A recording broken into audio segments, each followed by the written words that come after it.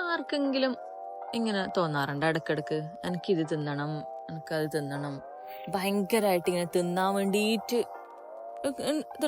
ജീവിക്കുന്ന ആൾക്കാരും ഉണ്ട്, അല്ല എന്നല്ല. പക്ഷെ എന്തെങ്കിലും ഇങ്ങനെ പെട്ടെന്ന് എനിക്കത് തിന്നണം, എനിക്കിത് തിന്നണം എന്ന് തോന്നാറില്ലേ? എനിക്ക് അങ്ങനെ തോന്നാറുണ്ട്. ഇടക്കിടക്ക് എനിക്ക് ഡയറി മിൽക്ക് കഴിക്കണം, ഇടക്കിടക്ക് എനിക്ക് ഉപ്പിലിട്ട മാങ്ങ, അങ്ങനെ ഇടക്കിടക്ക് എനിക്ക് എന്തെങ്കിലുമൊക്കെ തിന്നാൻ തോന്നും. അപ്പൊ ഇന്ന് എനിക്ക് തിന്നാൻ തോന്നിയത് നല്ല പായസമാണ്, ശർക്കര കൊണ്ട് ഉണ്ടാക്കിയ പായസം. അപ്പൊ എനിക്ക് പായസം ഉണ്ടാക്കിയിട്ട് വലിയ ശീലമൊന്നുമില്ല. അപ്പൊ ഞാൻ എന്താക്കി, അച്ഛനെ വിളിച്ചിട്ട് ചോദിച്ചു, എനിക്കിങ്ങനെ പായസം തിന്നാൻ മുട്ടുന്നുണ്ട്, എന്താക്കണ്ടേന്ന്. അപ്പൊ അച്ഛൻ വീട്ടിലുള്ള സാധനങ്ങളൊക്കെ നോക്കി എണ്ണി പറക്കിയിട്ട് ഇന്ന് കടലപ്പരിപ്പിന്റെ പായസം ഉണ്ടാക്കാന്ന് പറഞ്ഞു. അങ്ങനെ കടലപ്പരിപ്പ് ഉണ്ടാക്കിയ പായസത്തിന്റെ റെസിപ്പിയാണ് ഇന്ന് പറയാൻ പോകുന്നത്.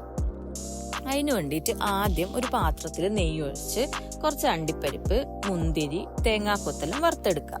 തേങ്ങാക്കൊത്ത് വേണം നിർബന്ധമില്ല, വേണമെങ്കിൽ ഇട്ടാൽ മതി. പക്ഷെ തേങ്ങാക്കൊത്ത് ഇട്ടാലേ അതിന് ടേസ്റ്റ് വേറെ ഉണ്ടാവും. അത് കഴിഞ്ഞിട്ട് അതേ പാത്രത്തിൽ ഒരു കപ്പ് കടലപ്പരിപ്പ് വറുക്കണം. ആ കടലപ്പരിപ്പ് ഇങ്ങനെ പകുതി വറുത്ത് വരുമ്പോഴത്തേക്ക് അതിൽ 2 കപ്പ് ചെറുപയറിന്റെ പരിപ്പിടാം.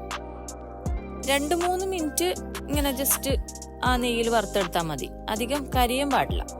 അത് കഴിഞ്ഞിട്ട് ആ സെയിം വറുത്ത് വെച്ച സാധനം, അതായത് കടലപ്പരിപ്പും ചെറുപയർ പരിപ്പും ഒരു കുക്കറിലിടാം.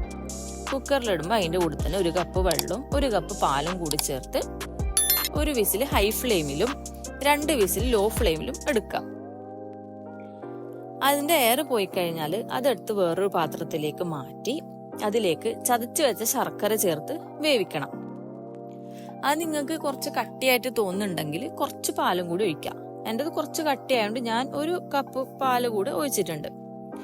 ഈ പാൽ നിങ്ങൾക്ക് തേങ്ങാപ്പാൽ ഒഴിക്കാം, അല്ലെങ്കിൽ നോർമൽ പാൽ ഒഴിക്കാം. അത് കഴിഞ്ഞ് പാലൊഴിച്ച് അത് ഇച്ചിരി തിളച്ച് വരുമ്പോഴത്തേക്ക് അതിൽ കുങ്കുമപ്പൂ ഇടാം. കുങ്കുമപ്പൂ നിർബന്ധമൊന്നുമില്ല, ഉണ്ടെങ്കിൽ ഇട്ടാൽ മതി. പക്ഷെ അത് ഇട്ടാൽ അതിനൊരു ടേസ്റ്റ് വേറെ തന്നെ കിട്ടും. അത് കഴിഞ്ഞിട്ട് അതിൽ മധുരം കുറച്ച് ബാലൻസ് ചെയ്യാൻ വേണ്ടിയിട്ട് 1 നുള്ളു ഉപ്പും കൂടി ഇടാം. അത് കഴിഞ്ഞ് കുറച്ച് തിളച്ച് വരുമ്പം അതിനകത്ത് വറുത്ത് വെച്ച അണ്ടിപ്പരിപ്പും മുന്തിരിയും തേങ്ങാക്കൊത്തലും ഇട്ട് കൊടുക്കാം. എന്നിട്ട് ഒന്ന് മിക്സ് ചെയ്തെടുക്കാം. അതിൽ തന്നെ പൊടിച്ച ഏലക്കയും കൂടി ഒന്ന് ഇടണം.